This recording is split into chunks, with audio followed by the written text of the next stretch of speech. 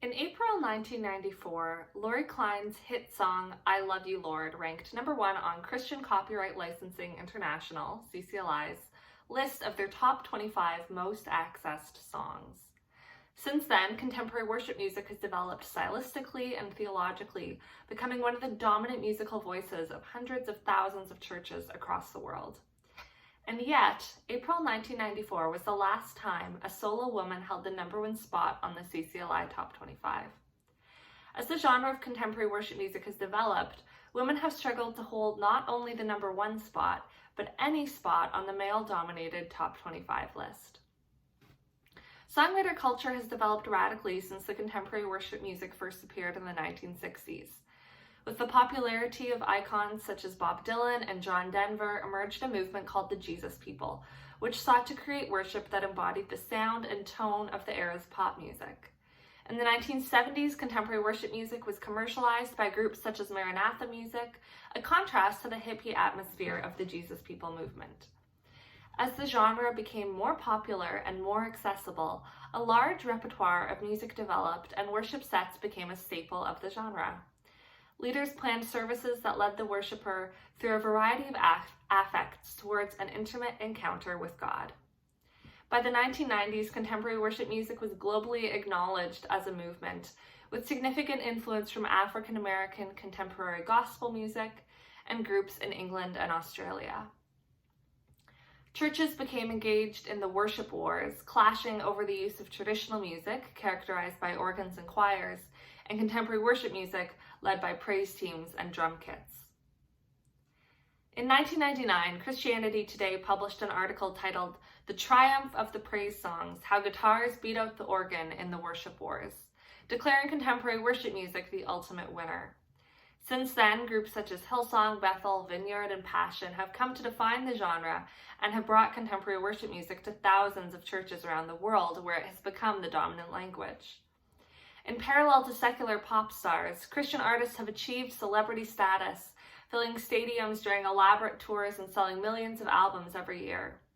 These key worship leaders and songwriters have come to define the movement of contemporary worship music and are instrumental in the development of the genre.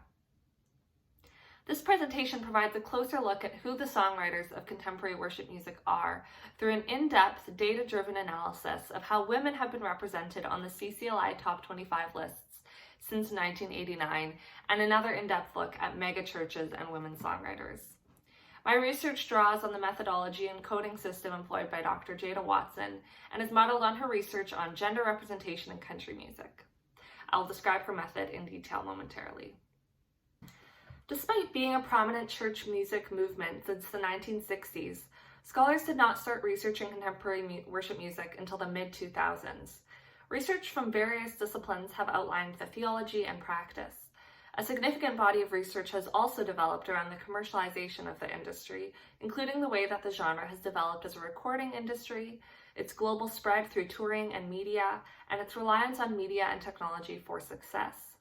This research makes it evident that this genre exists in the same way as much of popular music, through widespread marketing and the commercialization of artists and groups.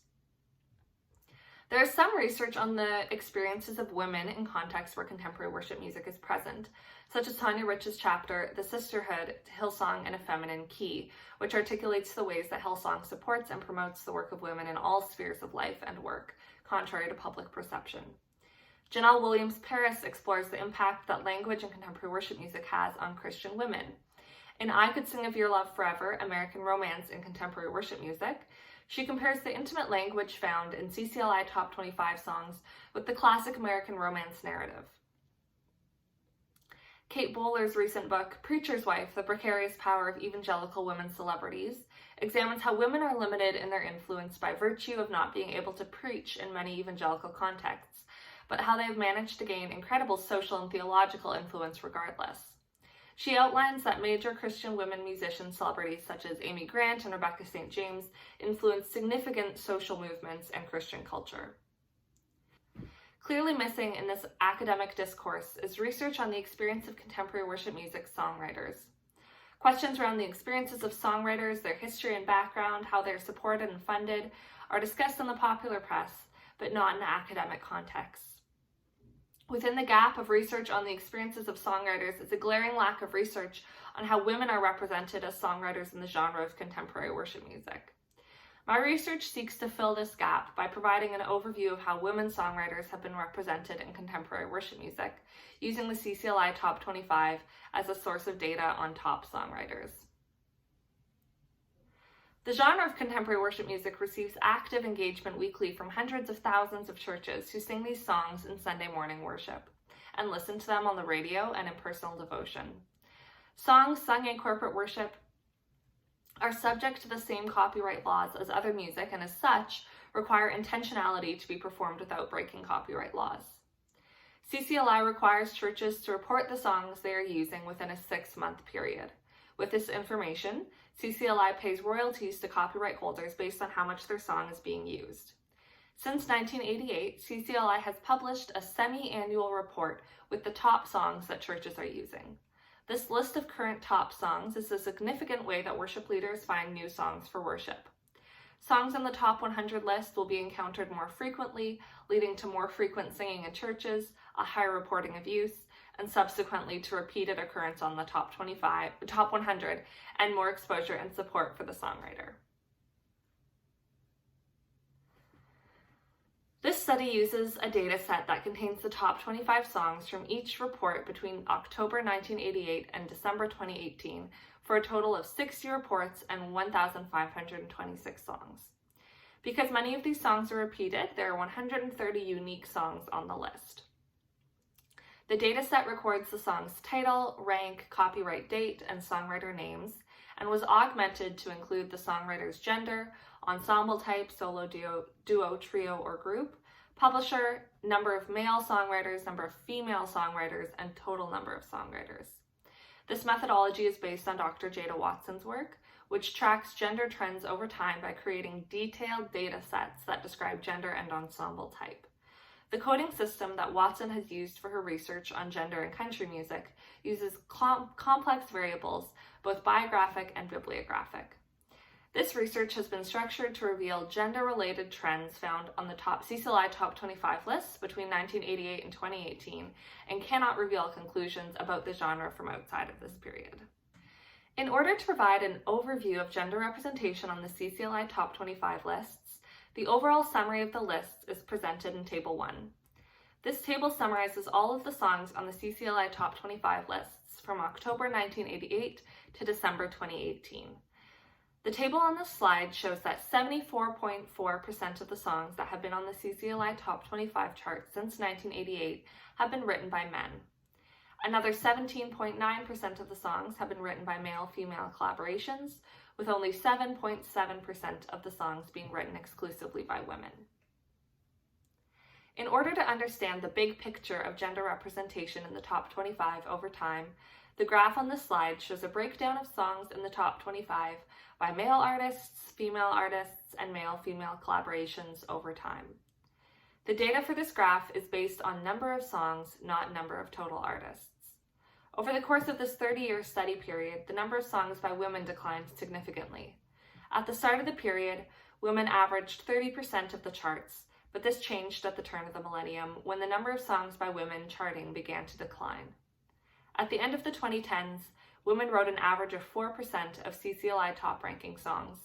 The number of songs by men reached an all-time high in October 2003 at 92%, with a gradual decline since then. This decline is likely correlated to the increased number of collaborations between men and women.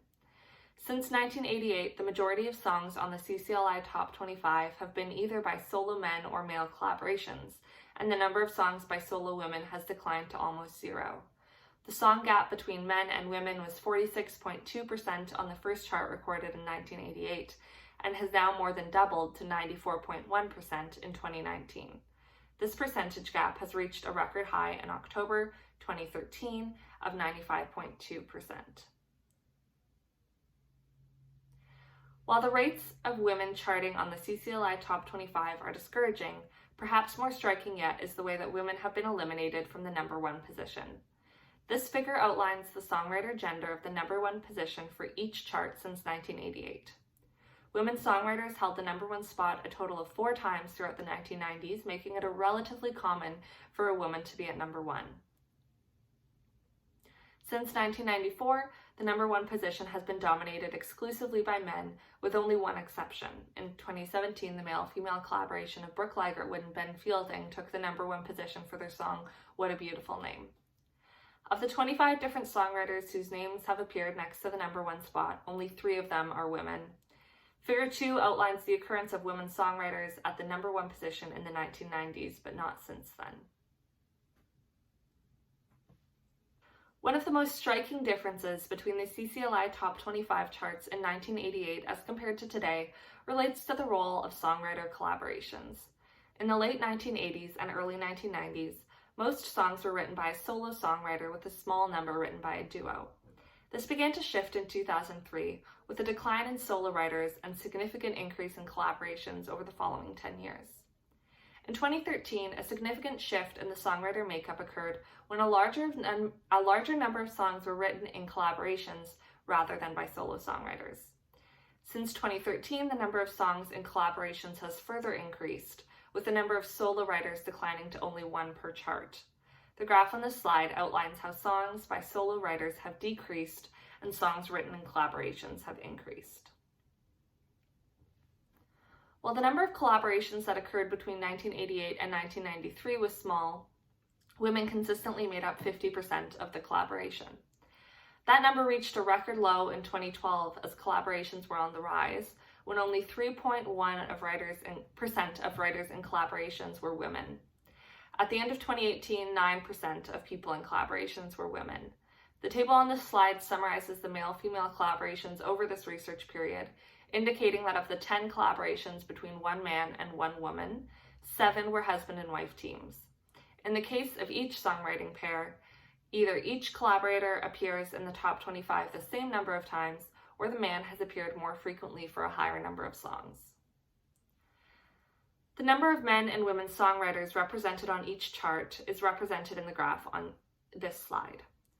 Because of the extinction of solo artists on the top 25 list, women are only being represented in male-female collaborations, and they are much less prominent than men even there. It is not uncommon to see 1 woman's name alongside 4 or 5 male names on a top 25 song. It is important to note that since 1988, no all-female collaborations have occurred on the CCLI Top 25. Further, there have only been 2 songs that have had more than 1 woman collaborate on them. Forever, We Sing Hallelujah, written in 2013, and Tremble, written in 2016. To better understand how the landscape of contemporary worship music has changed over the last 30 years, the graphs on this slide compare gender representation between 1988 and 2018 through a pie chart that captures each decade.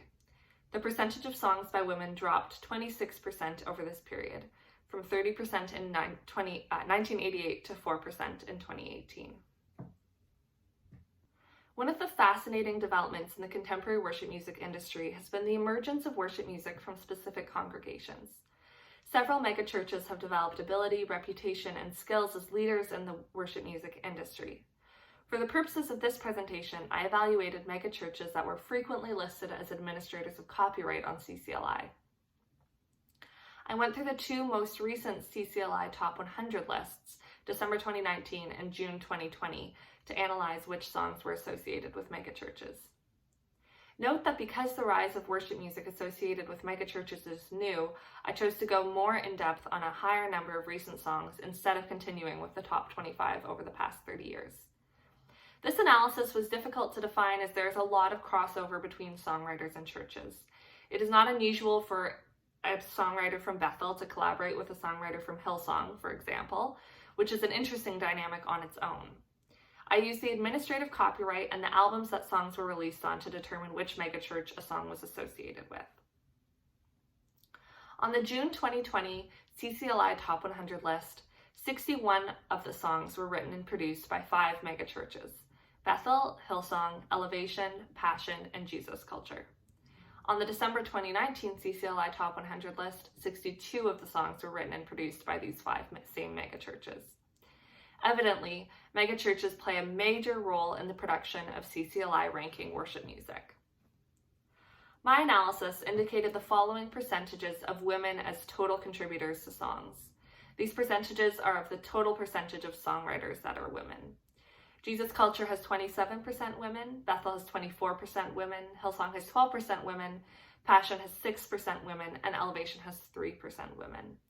This is a massive amount of variance between the churches, but there is some nuance to these numbers as well. While Bethel and Jesus Culture have very high percentages of women songwriters, their female songwriters have only contributed 1 or maybe 2 songs to the CCLI lists. Hillsong, on the other hand, has only 2 women who have contributed to the list, Brooke Ligertwood and Darlene Zesch, but Ligertwood has contributed 5 songs. The different approaches to women songwriters from megachurches indicate that the support of a church can make a monumental impact on the success of women songwriters. When a church invests in its women songwriters and supports their careers, they can make a significant and recognized contribution to the field. The findings of this study indicate that gender inequality is a significant problem in contemporary worship music. This problem was prominent in the early years of CCLI and has only grown substantially worse. Several key observations from my analysis support this point. Number 1, the CCLI Top 25 list has changed from being dominated by solo artists in 1988 to containing only 1 solo artist in 2018. 2, the majority of songs on the top 25 list are written by collaborations among men. This figure was 72% in December 2018. The majority of collaborations between 1 man and 1 woman are between family members, such as husband-wife teams. Women are not successfully collaborating with other women, nor are they being sung as solo songwriters. A woman has not held the number 1 position since 1994, with the exception of a male-female collaboration in 2017. And finally, megachurches are a primary source of CCLI ranking worship music, and their promotion of female songwriters varies. The problem of this gender inequity cannot be attributed to one single cause, although it is clear that the rise of collaborations has negatively impacted women's success on the top 25 list. The nature of collaborations has put up a barrier that makes it difficult for women to break into the songwriting circles. In a blog post from August 2019, Dr. Jada Watson observes that repetition does not just generate hits on the chart, but it develops the sound and culture of musical genre and identity and shapes audience familiarity. Because this conversation hasn't started in most Christian circles, churches don't know what they are missing by only programming music by men. Without more exposure, leaders are unable to recognize that their culture and identity have been shaped without female voices. Churches cannot be blamed for not addressing this inequity when they have not had the opportunity to observe it. How would the sound of the church's worship change if the music of women was part of the culture? In order to start this conversation, churches need to be made aware of the problem. Their role in this problem is evidenced by the varying numbers of women songwriters represented in megachurches. This research aims to provide concrete data on how this inequity has developed and where the problem lies. Finding forums to address this gender imbalance will be essential in making progress on this problem. In conclusion, male songwriters have been dominating the CCLI charts for the last 3 decades, and women have not been successful into breaking into their collaborations. The CCLI Top 25 list is indicative of the culture of churches engaging in contemporary worship music. In order to change the Top 25 list, publishers need to prioritize supporting women, men and women need to actively strengthen their collaborations, and megachurches need to choose to support music by women. Thank you.